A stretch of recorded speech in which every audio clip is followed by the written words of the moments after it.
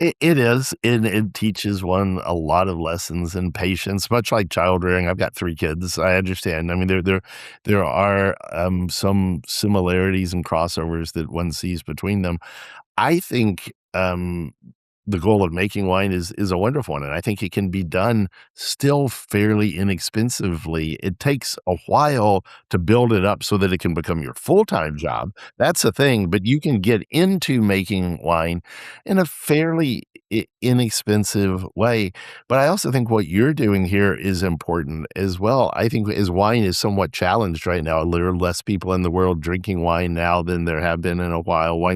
Wine and actually alcohol as a whole, is kind of in a downward trend for the moment. I think we're kind of bumping along the bottom, but, I think, wine media is important. Getting, stories out there, telling, um because to a large extent, wine as much as I love wine, wine is really about bringing people together.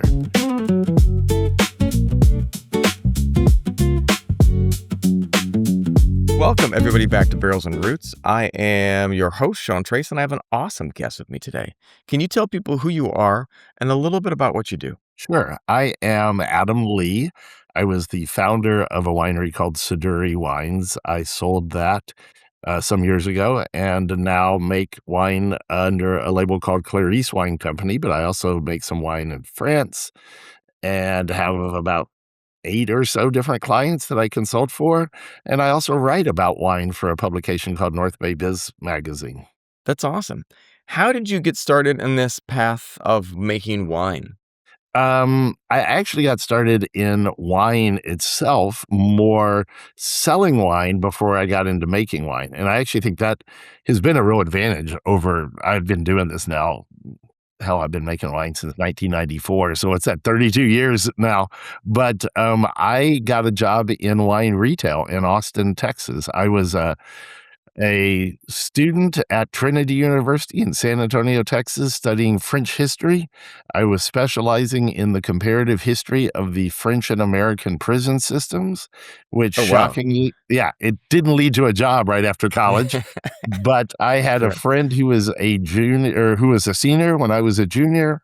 They got a job out in Northern California, and so I spent the summer between my junior and senior years out in Northern California, and on the weekends would go wine tasting and really and truly fell in love with wine and was looking at the possibility of going to graduate school. I'd been accepted to a couple of places and took a summer off between undergrad and graduate school to work in a wine store. And I fell in love and never looked back and ended up running those 3 wine stores, became the wine buyer for Neiman Marcus department stores, and then moved out to California really to write about wine. I had a newsletter going and I was writing about wine and one of the more famous winemakers out here, David Ramey, I reviewed his wines and we were talking and he said, "You really should try making wine. Your writing would be better if you understood more about the process." So I started in 1994 with $24,000 and made 107 cases. That's awesome. It's awesome because it's like you had this. A lot of people will get an idea and then not do it. A lot of people will get an idea and sit there and go, well, I don't know if I should, and then they let things kind of go in circles, but you went down that path. It leads me to ask you this question, like, was there, as you were getting into wine, was there a glass or varietal that just kind of pulled you deeper in, or was it all of the wine or that you could think of, all of these different wines? Yeah, no, there really was. So when I was out in California between my junior and senior years, I thought I had learned a little bit about wine after spending, most of the summer, because I liked Mondavi White Zin better than I like Sutter Home White Zin. And so that seemed to me like I had a wine education where obviously I really was not all that knowledgeable. But one day I decided to go over to Sonoma County and tour and found this winery that I thought was absolutely gorgeous, overlooking vines, river, had a picnic, and I fell in love with a bottle of red wine. And that first red wine that I ever truly fell in love with was the 1984 Rocchioli Pinot Noir. and that wine, really started my love affair with Pinot Noir in specifically. I mean, it pushed me truly into wine. Wine up till then was, um I mean, it was fun. It was enjoyable. I obviously liked it quite a bit, but it changed the way I viewed wine. It became something that, okay, here's a passion that I have having tasted this wine. I wanna follow this. That's awesome. And and so, excuse me, it's interesting too because, people will have different wines that pull them down that path, but, as someone who's getting into wine, how would you tell them to, learn about different wines or experience different wines? Where would you tell them to start? Yeah, I think it's a great question. It was a question that maybe was easier to answer back, in the time I was starting out because at least, like, visiting wineries was, not an expensive proposition. Now, unfortunately, wineries have started to look this really became true post-COVID. Wineries started to look as tastings as a profit center, and I think that's a problem as opposed to looking at it as a marketing expense. But if you're not in the wine country area, you will find that local retailers, sometimes different restaurants will provide tasting opportunities, and I think going to those is really important. Those a lot of times aren't that expensive, and it will provide you a chance to try a bunch of wines. And one of the things that I think is really important is to go into that. I mean, if you really want to get into wine, go into it with the idea of I want to try things and I want to understand not just that I like the wine, but if I taste a wine that I don't like, but that seems to be well made, what don't you like about it? What I mean, figure that, go into that a little more. I remember I mean, this was some years after that, but I never really loved Sauvignon, which is a Loire, very crisp, high acid Chenin Blanc, very, very high acid, and I never really loved it. So when I went to France, the first time after being in the wine business, I'd gone on a high school trip. If it's Tuesday, it must be Vienna kind of trip, but I didn't. I went to Sauvignon because I knew it was a great wine. I just didn't understand it. And then when I went there, I tried it with pike, which is fish, and all of a sudden, I was like, my mind was blown. It's like, this is why people drink Sauvignon. I still don't have a lot of it. I mean, I'm in my cellar here. I don't have a lot of Sauvignon. It's not something I still adore by any means, but I understood it better. So sometimes it's important if you really want to get into it, not just to say, hey, I want to drink things I like, but I want to understand why I don't like or why I do like something. That's awesome because it's one of the things too is like I was finding is in anything that people get into, whether it be music or food, you have to try stuff. You have to Yeah. get out there and put yourself into the situation where you are experiencing new things. If someone is only listening to K-pop, they're gonna have a very skewed sense of music, and it doesn't mean that they won't love music and won't have a great appreciation of music, but maybe the depth of what they can appreciate is not there yet because they just haven't had the chance to try different things, and then I had the weirdest thing, like, I didn't like whites. For the longest time, I didn't like white wines, and I suddenly realized I was at this one party with a friend, and they pulled out this amazing Sauvignon Blanc. And I tried it, and I was like, "I've never had a Sauvignon Blanc that I loved." And then I tried this, and I was just like, "Well, that is fun. It's special." And it went well with the food that was presented. And they're like, "Oh," and then they went on and they had all of these other whites that they served. And I was just like blown away. And I was like, "Wow, I like white wines." And it wasn't because I I just hadn't had a great experience to that point. Well, this would be sacrilege to the people who know me now, but I always, often felt that way about champagne and sparkling wine. I felt exactly like you did. It was like the bubbles get in the way. I tried, the smell, it, taste it. I'm like, they're interfering with my taste, and I just didn't quite get it. And then ended up going on a trip to Champagne, is for a little bit, and all of a sudden I was like, now I understand, and that made a difference to me. Mm. I am 100% with you. For the longest time, I had a weird love-hate relationship with champagne, but now I am beginning to really understand it more. I understand the sparkling more and the experience of it. But, like, I wanna ask you this because for some person, like, who's getting into wine, and if they feel like wine all tastes the same, how do they start noticing real differences? They slow down and taste when they're eating. Honestly, I think that is something. I mean, so often these days we're in a rush with our jobs, with life in general, family. You have young kids around the house. You're eating for. You just need sustenance. That's what you're doing. I mean, you're not. So they take time uh, and slow down, and as they're eating food, which they do, people do 2, 3 times a day, take the time to notice the flavors, and once you start doing that with food, it will translate into wine as well. I love that. I love it because, so much of what we do is done in a rush.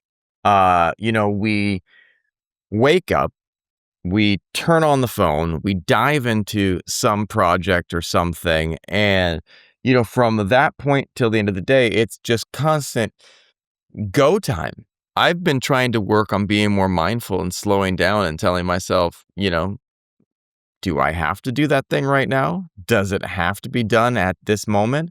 Or can I sit here and breathe and do it at a pace that is, um, as long as you get it done, do it in a space that allows for breadth and fulfillment and enjoyment, because even if you're doing hard stuff, there's a way to do it that can be done with presence and without the let me slow down and say this a different way. I'm gonna slow down right now too.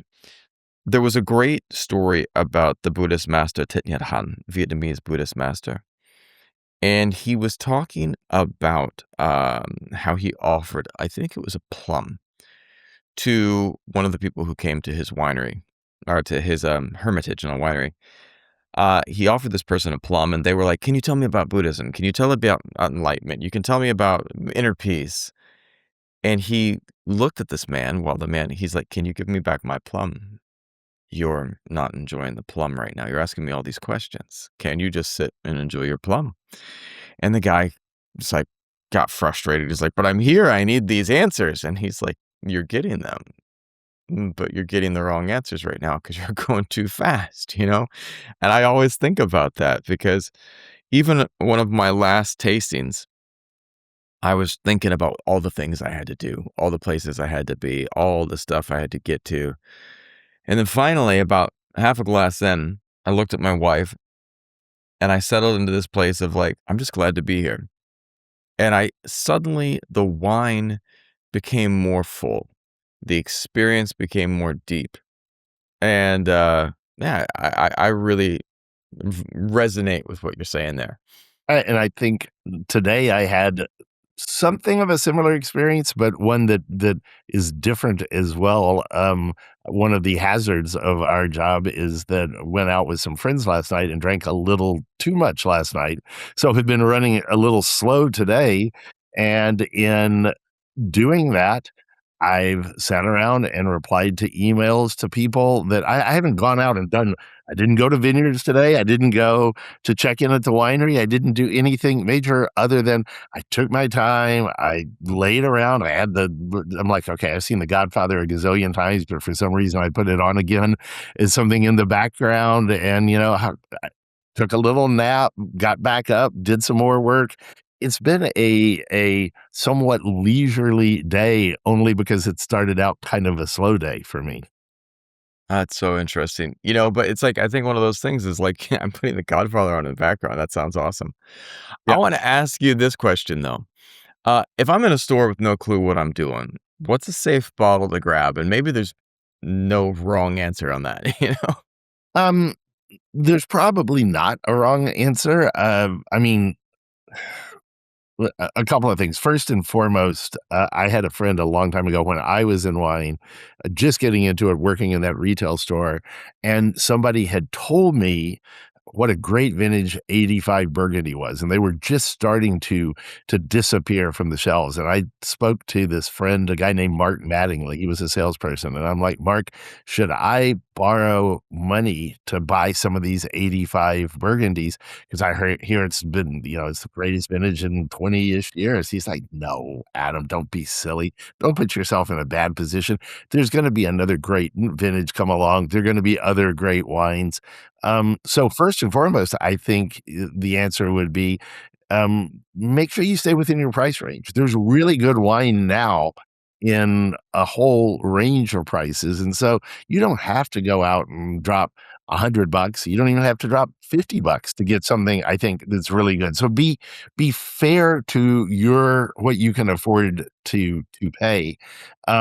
If you find a good wine shop, not one that's just a large warehouse, but really a good wine shop, an individual there can help guide you in some directions.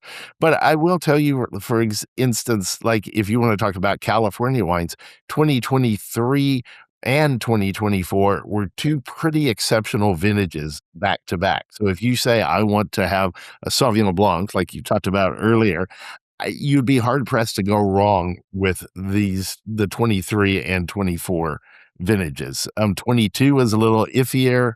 2020 was a year where we had smoke. But if you look at 23s, 24s for just about any California vintage or any California wine, you should do pretty well. I wanted to ask you, um, when it comes to paying for wine, does price matter or, do I just need to try things, you know? Uh, I First off, I think price matters a little bit, but not to the level at which you. I mean, you can find very good wine these days below $20 a bottle, but I do think there's probably kind of a cutoff of at around $20. You've reached a level where there is a consistency of quality, kind of across the board. Then I think there's probably another cutoff at around $50 or so that you're really getting into some top end stuff at that price point. And then I'm not really sure that there's necessarily better up and above that kind of price point. It is hard with certain grape types to make something really inexpensive, like $5, $8, $9. I think that can be difficult to do. Certain grapes are maybe more like if it's an unknown grape, perhaps, or there's certain regions. For example, Spain, the Spanish government actually subsidizes wineries, winemaking, grape growing to the tune of about €1 per bottle, which by the time it gets to on a retail shelf, that can be $3, $4. I mean, that helps Spanish wines stay less expensive. But I think it's hard at that lower end price. It's a hit and miss, vintage to vintage, producer to producer kind of thing. It's so interesting. Well, I wanted to know too, because I started this podcast. I grew up in the Napa Valley with great wines, but I found myself not knowing about wines, and I now live overseas part of the year. And I'm like, well, talk to me about French wines. And and I was like blown away that the labeling on French wines is so different than what we have in the States. Like, I was just like, well, it's a Bordeaux. Well, what Bordeaux is it? Or it's I got to have my first bottle of Chateauneuf du Pape, and I was like trying it, and I was just like, well, what's in it though? I mean, is it like, and then the idea that a certain region has characteristics, but talking to you about that, like, what's some wine that everyone, or maybe two or three, that should try at least once to understand what great wine tastes like? Sure. So it does take people a while to realize that with French wines, with most European wines, they're labeled by the region, not Yeah. necessarily by the grape. While in the United States, we label it by the grape. The reason Hmm. for that is in major wine regions in France and actually throughout most of Europe, they are legally limited as to what they can grow in a region. So if you say it's Chateauneuf du Pape, that's a list of grapes only those grapes can be, in that particular wine, only the grapes that are allowed to be grown in Chateauneuf to call it Chateauneuf. So that's the reason why they go by place. It almost in and of itself has a limiting grape factor to it. I do think, that there are some regions that people should try to get a feel for things. I think, Bordeaux I mean, you can do California Cabernet, and Bordeaux is, many times Cabernet based. It's one of the like Cabernet Merlot, Cabernet Franc. It can be a blend of those and actually 2 other grapes. Um I do think one should try a very good Bordeaux at some point in their life, that's very helpful. I think, one should try something from the Rhone. Châteauneuf-du-Pape is a good example. One should try Champagne is a good example. But really what we're talking about here too is trying different grapes. If you wanna stick to the United States, go across and try a Cabernet, try a Pinot Noir, try a Chardonnay, try a Sauvignon Blanc. Those are 4 right off the bat, pretty easy. You can taste the difference between a Cabernet and a Pinot Noir. Look and see color, taste this which one tastes heavier to you, which one tastes more fruity to you. The same thing on Sauvignon Blanc and Chardonnay, and, I think if you did those 4 grape types, it is a very good base, from which to move forward. I love that. And at the end of the day, we all need that strong base, you know? But I wanted to ask you this question because, like, what's the biggest mistake people make when they're trying to get into wine? You know, is it, I've seen people do too much, like, I've seen these two things. Well, of my friends that were getting into wine, one, people they found something they liked and they never drank anything else. And they're like, I love wine and I am drinking this and only this. And they explored everything Merlot. And then, or the opposite, people try so much that they then start like going, I have no idea where I'm going and I feel lost. Yeah, I mean, I think that both of those are experiences that you've seen, that I've seen. I agree with you. It's interesting when it comes to beer, for instance, I am a Mm, very tried and true, here's the beer that I like to drink. I've got a couple of others. I don't experiment a lot in beer.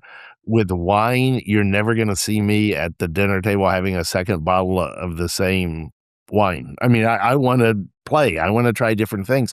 I do think some people are just naturally more like, "Okay, here's what I like. Here's" yeah. and stick with that, and that's not bad. I mean, it's the way I am with beer. My wife is, she's made beer, and she's continually frustrated at my I mean, yesterday we went to Russian River Brewery, and, I said, "Go order me a beer that I'll like," 'cause I don't know. I'm just like, "Murray, go find something for me." So it's okay to be both of those, but if you really want to learn more about wine, if you really wanna get into wine, I think it's important to be someplace in between that. Try different Yeah. things, and you can limit that some. I do think it's also a pretty good social skill to know something about wine, particularly if you're a younger person coming up in a business world. You never know when you might be called upon to order the wine for an event or a dinner or something like that. So it's I'm a really not a good golfer. My wife is also knows more about beer and is a better golfer than I am. But I think golf's not a bad skill to have also in the yeah, I mean, you don't have to be great. We're not on television, anything like that, but know how to do that to help move ahead in the business world. I think know a little bit about wine enough that you can order a bottle, look at things on the list. There's something that I have seen more people do, people who don't know much about wine, and it's not a bad strategy whatsoever. And they're like, I bought the second cheapest wine in the Pinot Noir section, or the second cheapest wine in the Chardonnay section. Not the cheapest. You don't want to be seen doing that, and that might be crap. They might just carry it because it's cheap, but they buy the second cheapest, and it's really not the worst strategy. It's so interesting. And it's pretty funny because, you know, why not? Yeah. Yeah. But I wanted to say for people like it's very easy for people that are getting into overthink wine? How do you hold the glass? How do you pour? How do you sniff? How do you swirl? How do you do all these things? Yeah. If you just want to enjoy wine without overthinking it, what should you focus on? I do think, I mean, you don't have to do these huge swirls. You don't have to do that. But I think the first thing is to smell the wine. I mean, really and truly do smell it. It makes a difference. I think that's true with food as well. I mean, cooking bacon or, onions and garlic and all of that, and my wife will come downstairs and she'll be like, "Wow, it smells good in here." Um, that's a thing. So you do wanna, like, spend a little time just smelling it, and then the people who do these big exaggerated slurps, that seems silly to me. But put it in your mouth, and instead of just, downing it like it's a Coca-Cola or, McDonald's fries, we were talking earlier about eating just quickly.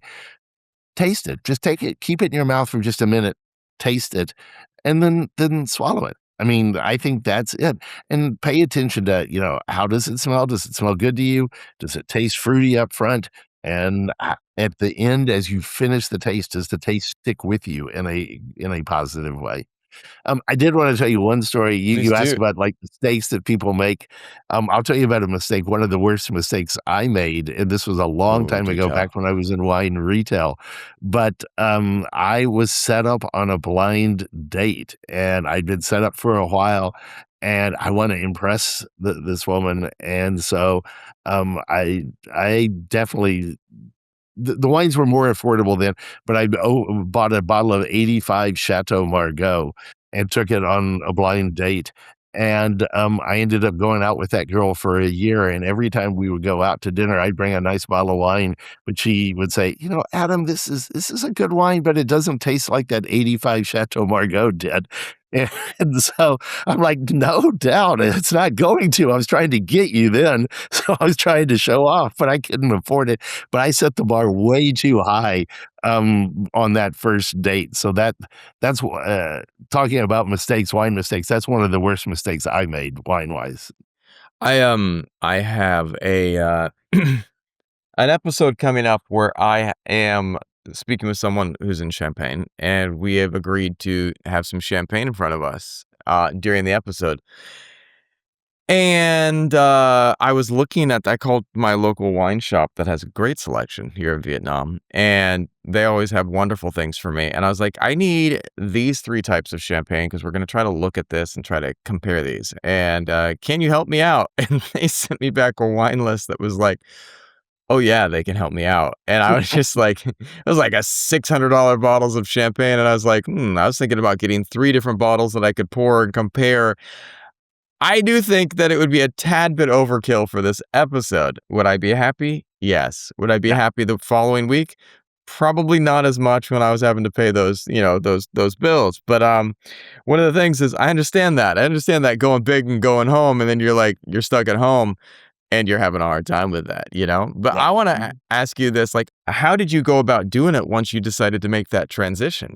Yeah, no, it was really interesting. So I was working at a winery tasting room, and they allowed me to make some wine there. So first and foremost, I found a place, and they were very kind, charged me a very nominal fee. Um, I had been fortunate that I had over the years in retail met a lot of winemakers and listened to a lot of winemakers and heard a lot of things that they talked about and had read a lot of books. And so I decided I wanted to make Pinot Noir because of that first Rocchioli experience, and I'd even become something of a California Pinot Noir aficionado. We brought in small producers into Texas that weren't available. So I decided I wanted to do that, and one of the things I knew was that Pinot Noir tends to be very yield dependent. If you have too many grapes out there, the quality of the wine, will diminish pretty quickly. So I found a place that would sell me grapes. Actually looked at like 4 different places, but I found a guy who made his own wine, and it was good. It wasn't flawed in any way, but it just seemed like it needed more concentration. So I went to the guy and said, "I would like to buy 1 acre's worth of your grapes," which is a very different way than most grapes are sold. Most grapes are sold by the ton or by the pound. I mean, you pay for the quantity. I To me, that incentivizes the grower to get as many tons per acre, as many pounds per vine as you can. I went and said, "I wanna buy an acre's worth of grapes, and then I wanna be involved in the farming process. I wanna walk out there. I don't wanna feel guilty if I've got clippers in my hand and I see a cluster I don't like. I wanna be able to clip it to the ground."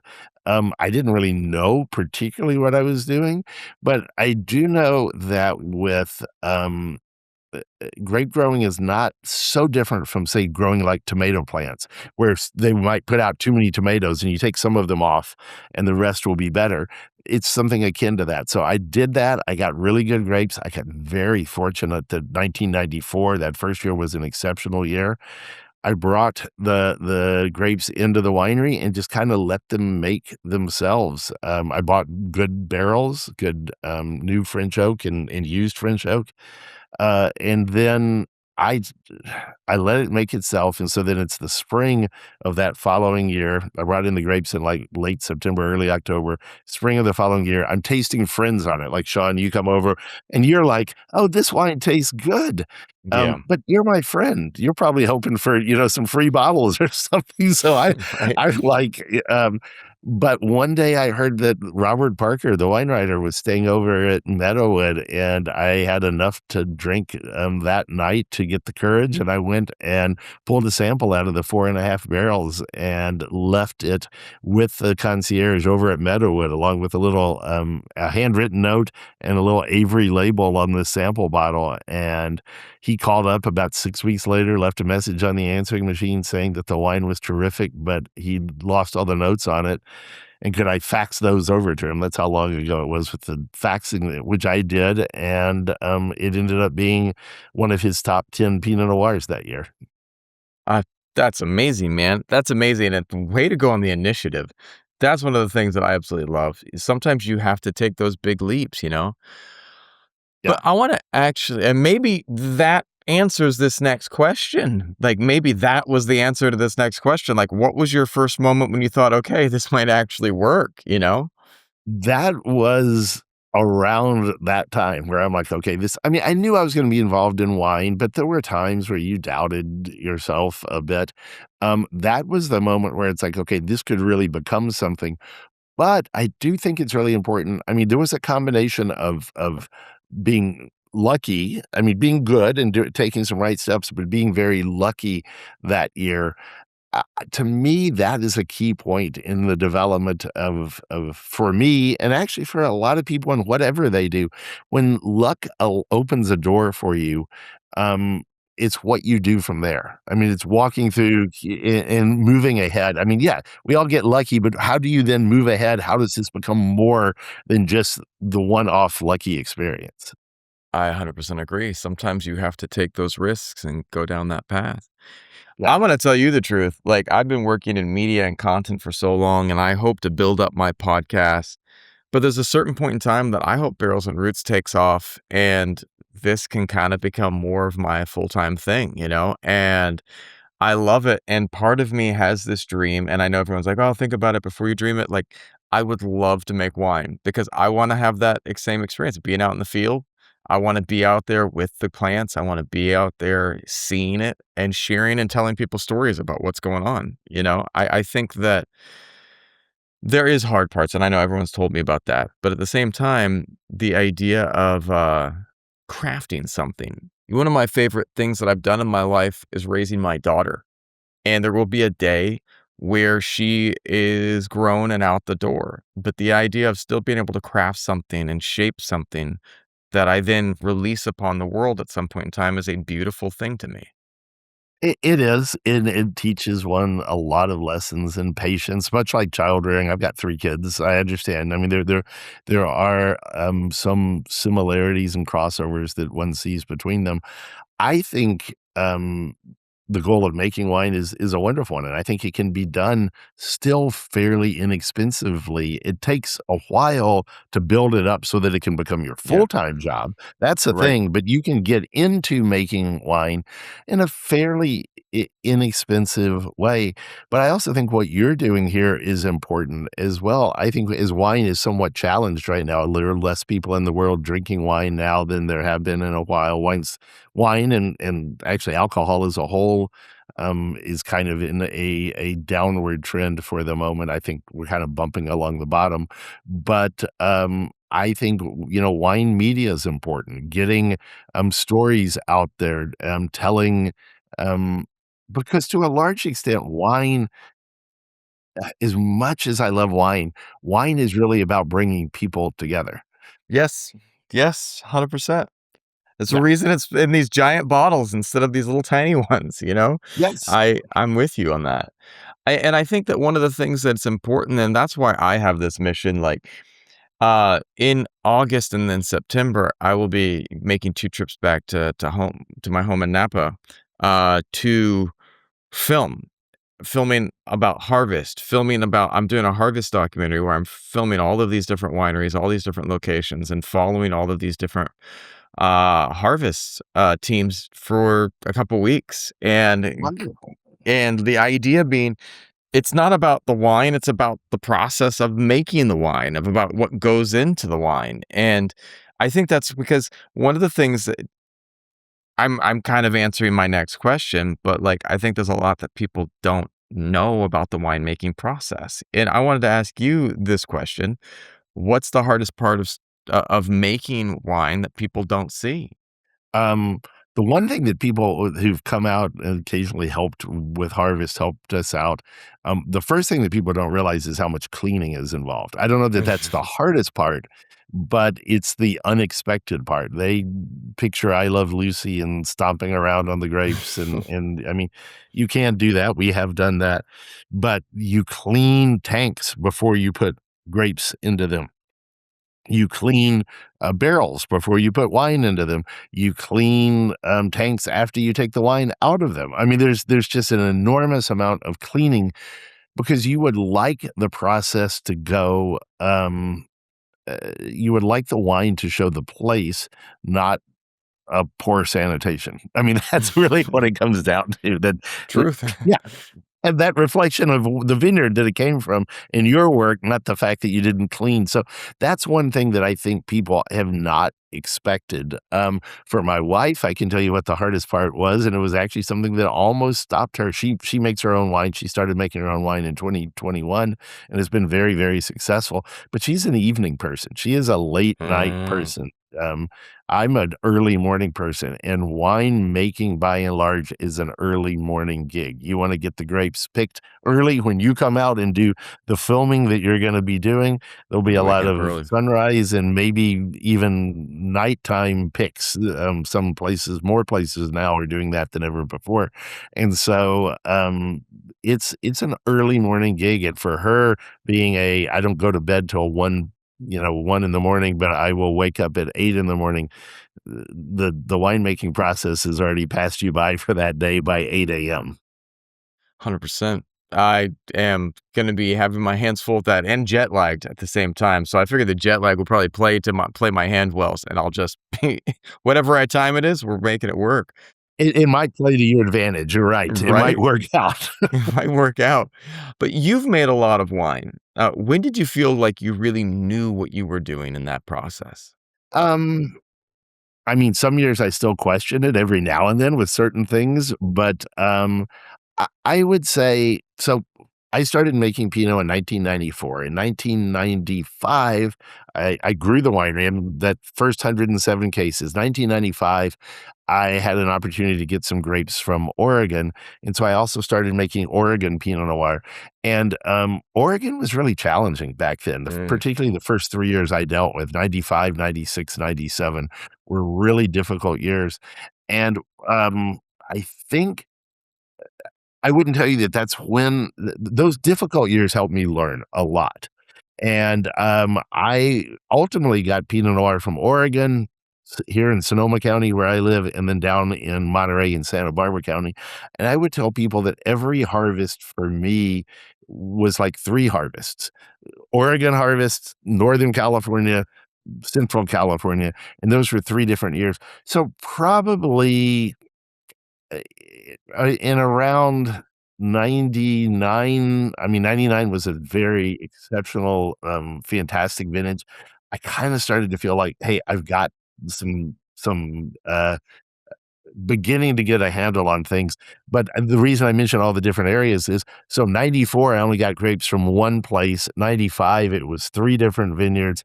By the time I got to 99, I was getting fruit from many different places, a number I grew a bit. So, really, that's probably, in the way I count, 10 or 12 vintages in before I really had that feeling that I was beginning to grasp things. And I was able to look at 1999 and say, "Wow, I kind of saw something like this in 1995." When you have that first repeat experience, because every year is different, and it wasn't exactly the same, but it was like, "I kind of recognize this. Here's what I did last time, and boy, that didn't really work very well, so I'm gonna do something different this time." Or, "Boy, that worked great. I wanna do more of this." Yeah. I love that. I love it because it's like you build from that experience, you know? I remember I took this awesome class in leather making and I got to work with a master craftsman. And oh, the leather turned this way. We got to do this. And I was like, well, how did you know that? He's like, I've made, 10,000 bags, and I'm just like, wow. At some point in time, it's like when you have had that experience and that depth of experience, it allows you to make choices that are informed and things begin to flow. I want to ask you, go ahead, go ahead, go ahead. Yeah, well, no, and they're choices that are informed, but sometimes the information is as simple as, "This didn't work last time, so I am not going to repeat what didn't work. I will do anything else, but I'm not gonna do that again because it didn't work," and so that at least guides you somewhat. Yeah, right? I like that a lot. One of the things that I wanted to ask you though too is like, why did you focus on Pinot Noir so much? It's really that first Rocchioli experience, was what caused me to fall in love with Pinot Noir. As far as making it, it's interesting. Pinot Noir is considered to be very difficult, and so the fact that I got into Pinot Noir, people are like, "Why did you do that?" I mean, I never took a winemaking class. I took one-day class at UC Davis about doing my own lab work, and one of the things was you had to look for a color shift in red wine when you were doing lab work, and I'm partially colorblind, so I wasted my $250 on that class because I couldn't tell that. Um, with Pinot, there was a winemaker, he's passed away now, so I feel comfortable saying it, but, he used to tell me, "Don't tell anybody this, but Pinot Noir is not really difficult. It's demanding." And that there is a Mm, difference between difficult and demanding. Pinot Noir requires you to do everything you can to try to make a great wine, sometimes just to make an okay wine. With Syrah, which mm, I've made, to some extent with Cabernet, oh, you can say, "I'm gonna make a less expensive wine, I'm gonna cut some corners," and still do pretty well. With Pinot, when you start cutting those corners, it doesn't work. So, really, it forces you down a path of trying to make great Pinot Noir, just sometimes to make pretty good Pinot Noir, but that makes it easier. Difficult to me would be if the grapes didn't respond the same way, if it was just all over the place, then that's difficult. Pinot is not that way. that's interesting to me. Difficult, demanding, not difficult, is a great way to describe things. I can think about many people in my life that also have that label. So, Sure.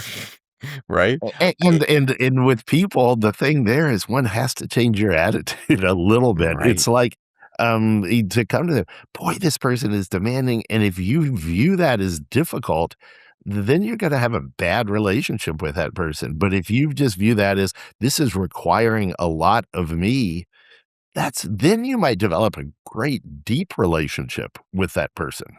right. Well, I wanna ask you another question here. The last question. If someone listening wanted to get into wine or even become a winemaker, where should they start? Again, I think you start by tasting wine, certainly. But I think if someone wants to become a winemaker, um, ask people like myself. I mean, I'm very open. It's Adam at claricewinecompany.com. Drop me an email. I can point you in directions. I can point you towards harvest jobs. I can maybe find some people who say, "Hey, come out and be willing to work for a couple of days. Be willing to work for a week." I mean, try your hand at it to see what it's like. I mean, expect to, long hours, get sticky and dirty, but jump into that. Come like you're coming out in September, August and September to see harvest. While maybe you don't even have that ability to work, that's gotten harder. I mean, we used to have a lot of volunteers, and these days with OSHA requirements and other things, it's gotten harder just to bring in somebody and say, "Hey, will you help?" But there are things that you can still do.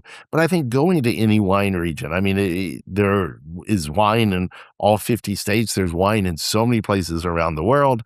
Um, Go to an area during harvest and experience it. See if it's interesting to you. Go visit some wineries and notice the hustle and bustle and the trucks coming and going. And if you're excited by it, then take the next step and see what you can do.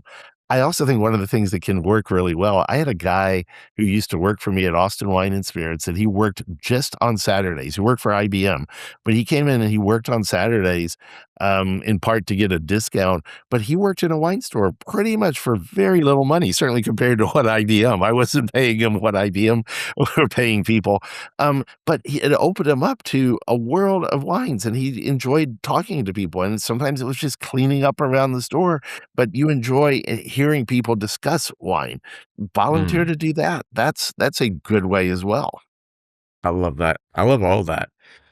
Where can people again go? You said a little bit about that, but where can people go to find out more about you and what you do? Sure. So, I have 2 websites really. Clarice Wine Company. Clarice was my grandmother. I named my winery after her. She was kind of my best friend growing up, and she taught me to cook, and so I wanted to, pay some homage to her. But you can also go to Adam Lee Wine, ADAMLEE, adamleewine.com, and that tells kind of my story. It shows not just the Clarice wines, but other things that I'm involved with, including my wife's wines. And that's a good place. And there you can reach out directly to me. My wife and I, we don't have any employees. There's nobody that works for us, which means that if something goes really well, we pat ourselves on the back. And when we screw up somebody's order and ship them, all Chardonnay instead of Pinot, we're the ones that have to make up for it. I mean, that's the joy of it just being us. But you will get in touch with us directly. You will hear from me or my wife Murray, and we're it. We're a two-person show.